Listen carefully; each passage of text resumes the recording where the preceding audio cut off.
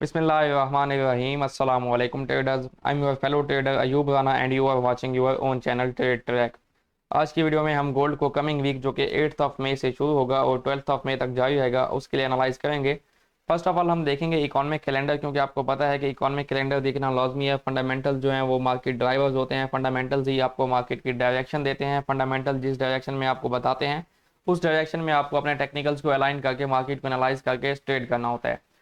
तो अगर economic calendar देखें तो 8th ऑफ मई में आपके पास कोई डाटा नहीं है इंपॉर्टेंट, ऑल दो इसमें यह है कि यूके का बैंक बंद है एंड यूरोप का बैंक बंद है।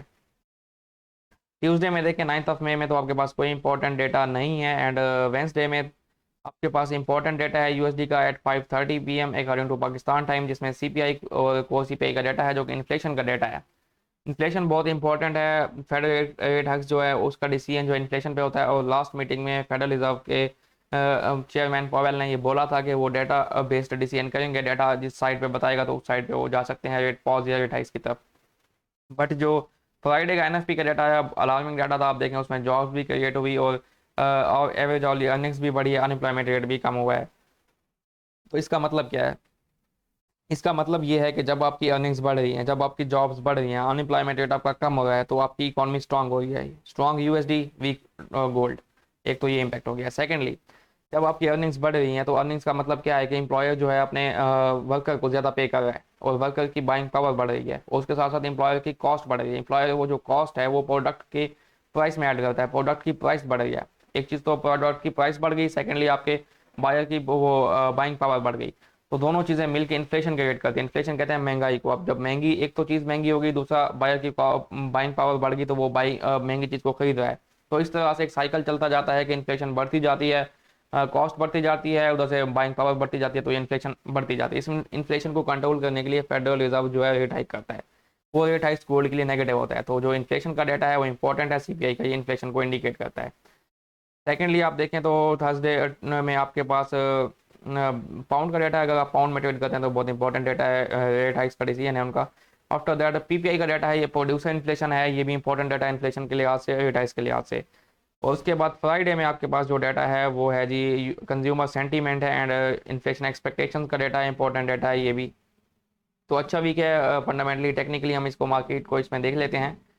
टेक्निकली ये 10 ईयर यील्ड्स का चार्ट है, ये आपको पता है देखना कोरिलेशन में इंपॉर्टेंट है। अगर आप एक अच्छा एनालिसिस करना चाहते हैं तो आपको मार्केट को हर एंगल से देखना पड़ता है। इसलिए मैं कहता हूँ आप मार्केट में अगर ट्रेड करते हैं एक या दो पेयर्स ट्रेड करें, क्योंकि एक या दो पेयर्स को परफेक्टली ट्रेड करने के लिए आपको सिर्फ एक चार्ट नहीं देखना होता, सिर्फ एक इकॉनमी नहीं देखनी होती, आपको डिफरेंट चार्ट्स देखने पड़ते हैं, कोरिलेशन देखना पड़ता है, डिफरेंट आपको फंडामेंटल्स देखने पड़ते हैं। अगर आप गोल्ड में ट्रेड कर रहे हैं तो आपको गोल्ड की अपनी एज ए आप कह लें metal as a safe haven, उसकी एक इंपॉर्टेंस को, उसकी न्यूज़ को देखना पड़ता है। और उधर साथ में आपको कोरिलेशन में यूएसडी की इकॉनमी को देखना पड़ता है, यूएसडी की स्ट्रेंथ को देखना पड़ता है।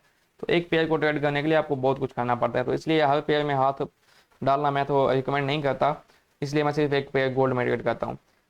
तो ये जो है 10 ईयर यील्ड्स का चार्ट है। 10 ईयर यील्ड्स ने जो है अपने इस फेयर वैल्यू गैप को होल्ड किया हुआ है। 3.37 इसका लेवल है। जब तक ये लेवल ब्रेक नहीं होता मैं इसको मजीद इसको यहाँ से बेरिश नहीं देखूंगा। उधर से आपको पता है जो डेटा आ रहा है वो यूएसडी को पॉजिटिव कर रहा है। रिसेशन की जो बातें चल रही थी वो सब बातें ही रह गई, और अभी एनएफपी की स्ट्रॉन्ग रिपोर्ट ने यूएसडी को स्ट्रॉन्ग किया है। और उसके साथ साथ बैंकिंग क्राइसिस जो है वो ईज हो रहा है, सुकून आ रहा है। बैंकिंग क्राइसिस इतना नहीं रहा मजीद, तो यूएसडी को स्ट्रेंथ मिल सकती है। 10 ईयर यील्ड जो है हायर मूव कर सकती हैं। तो इसमें आपका टारगेट 3.65 या 3.7 हो सकता है। डेली के चार्ट में इसको हम देखते हैं। डेली के चार्ट में इसको अगर देखा जाए तो ये अपने फेयर वैल्यू गैप डेली का जो था उसमें ठहरा है, और ये लेवल है आपके पास 3.35 से 3.31। जब तक ये 3.25 के ऊपर ऊपर है I will consider it bullish. मैं इसको बाय देखूंगा। 3.25 के नीचे कोई डेली की कैनल क्लोज हो तो मैं कहूँगा कि ये बेरिश हुआ है और फिर ये सेल में जा सकता है। अदरवाइज यहाँ से आप इसको 3.35 एंड 3.6 के एरिया तक देख सकते हैं, और उसके बाद जो है आपका लेवल 3.65 तक भी जा सकता है। 4 घंटे के चार्ट में अगर हम इसको देखें तो 4 घंटे के चार्ट में जो है जैसा कि फ्राइडे के एनालिसिस में आपको बताया था, अल्हम्दुलिल्लाह एग्जैक्टली वैसा ही हुआ है कि यहाँ पे ये रिट्रेसमेंट लेगा और ये आपका फेयर वैल्यू गैप है, इसमें आके टेस्ट करेगा। अभी ये अपने फेयर वैल्यू गैप में आ चुका है, बट डेवलपमेंट इसमें 4 घंटे के चार्ट में ये हुई है कि आपका इसने स्ट्रक्चर ब्रेक किया है। 4 घंटे का ये स्विंग हाई बना, उसके बाद ये स्विंग हाई बना, और दोनों हाईस टूट गए। स्ट्रक्चर 4 घंटे का बुलिश हुआ। अभी ऊपर से रिट्रेसमेंट लेके यहाँ से ऊपर अगेन 3.6 एंड 62 की तरफ मूव कर सकता है, यानी कि 4 घंटे के चार्ट में ये बुलिश हो चुका है।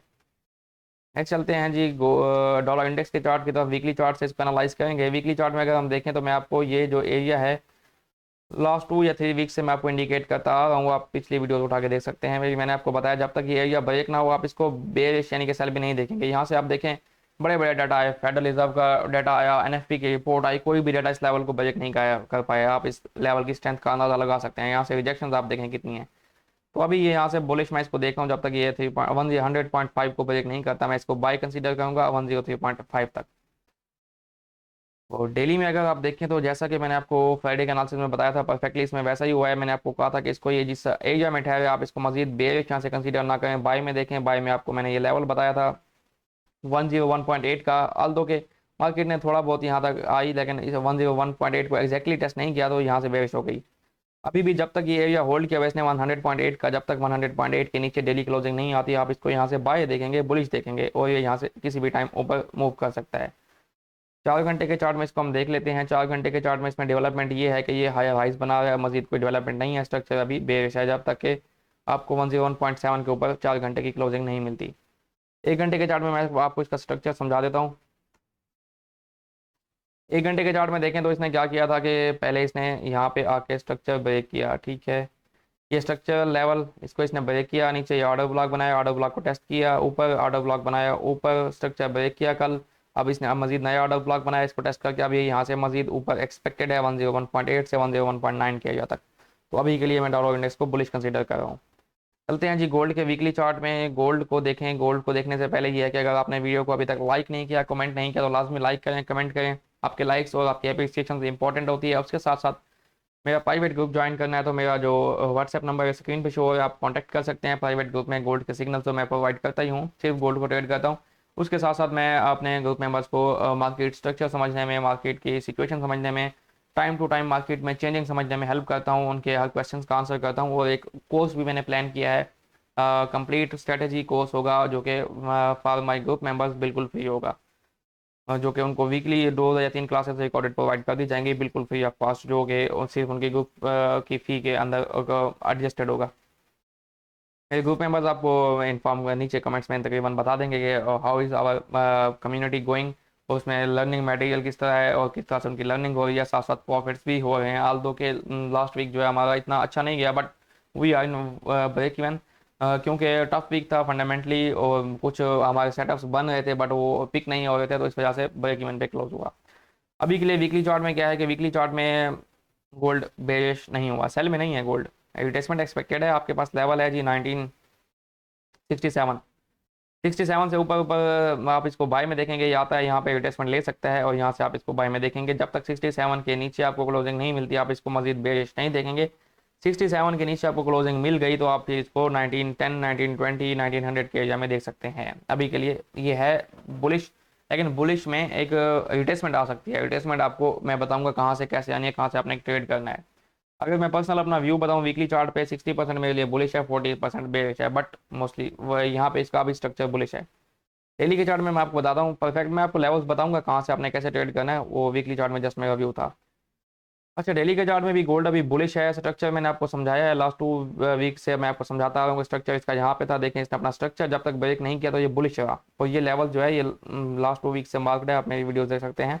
तो लास्ट वीक मैंने आपको बताया था यहाँ से आपकी बाय निकलेगी, आपका 2070 टारगेट होगा। अल्हम्दुलिल्लाह वो टारगेट अचीव हुआ। अभी भी देखें तो गोल्ड ने अपना कोई स्विंग लो ब्रेक नहीं किया। अब जो स्विंग लो है इसका वो है आपके पास 1970 से ऊपर जब तक ये रहता है ये बुलिश है। बुलिश में रिट्रेसमेंट आ रही है सेल की, लेकिन ये बुलिश है। 1970 के नीचे कोई डेली क्लोजिंग होगी तो आप इसको बेरिश देखेंगे। 1920, 10 कहीं तक भी देख सकते हैं, ठीक है, वो आप बात की बात है। बट अभी के लिए बुलिश है। आपको रिट्रेसमेंट देखने को मिल सकती है 2030 के एरिया से टेस्ट करें, 2040 के एरिया को टेस्ट करें, यहाँ से आप इसको डाउन देख सकते हैं 1990, 80 के एरिया में। 80 से 70 के एरिया में आता है, यहाँ पे आपको 1 घंटे 30 मिनट 15 मिनट में ब्रेक का स्ट्रक्चर देता है, तो यहाँ से आपकी बाय निकल सकती है अच्छी सी, फिर आप इसको यहाँ से बाय कर सकते हैं। नेक्स्ट देखते हैं जी इसको हम 4 घंटे के चार्ट में। नेट मेरा थोड़ा वीक हुआ है तो थोड़ा सा वेट करते हैं चार्ट ताकि अपडेट हो जाए 4 घंटे का चार्ट। 4 घंटे के चार्ट में इसको मैं देख के आपको बताता हूँ। नेटवर्क प्रॉब्लम आ गया है, थोड़ा सा वेट करना पड़ेगा जी। 4 घंटे का चार्ट ये आ गया। 4 घंटे के चार्ट में क्या है कि 4 घंटे के चार्ट में मैं आपको शुरू से स्टोरी समझाता हूँ।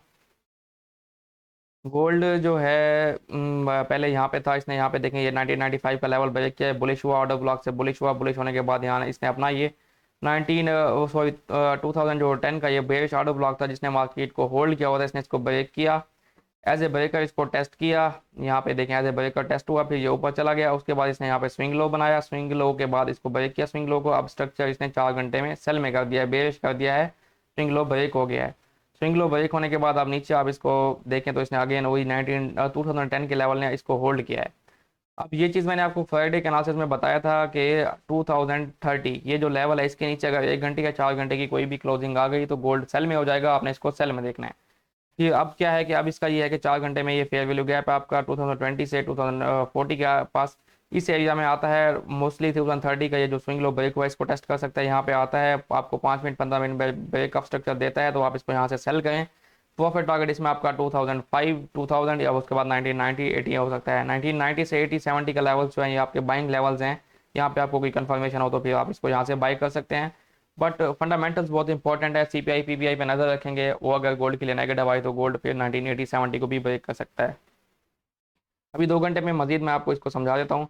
बाकी ये है कि डेली की वीडियोस में आप मुझे फॉलो कर सकते हैं, मेरे चैनल को सब्सक्राइब कर सकते हैं, डेली की वीडियोस में हम इसको डिटेल से डिस्कस करते हैं और फिर डेली की ट्रेड भी डिस्कस करते हैं।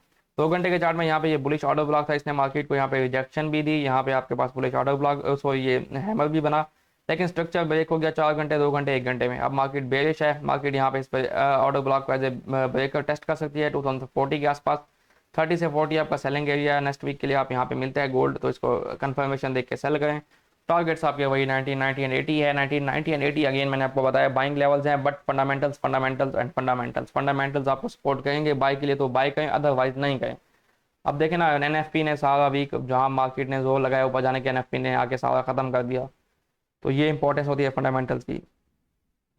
And after all thank you for watching and good luck for your trades and अगर कोई आपका क्वेश्चन है तो जो मेरा व्हाट्सएप नंबर है स्क्रीन पे शो है आप कांटेक्ट कर सकते हैं। बट वीकेंड्स है, वीकेंड्स पे आपको पता है कि हम चार्ट से ऑफ होते हैं, मार्केट से ऑफ होते हैं, अपने ही मसरूफियात होती हैं पर्सनल कुछ, तो उसमें बिजी होते हैं, तो आपको अगर मेरा लेट रिप्लाई आए तो आप मंडे तक मुझे दोबारा रिमाइंडर दे सकते हैं। Thank you so much for watching and good luck for your trades. अल्लाह हाफिज़।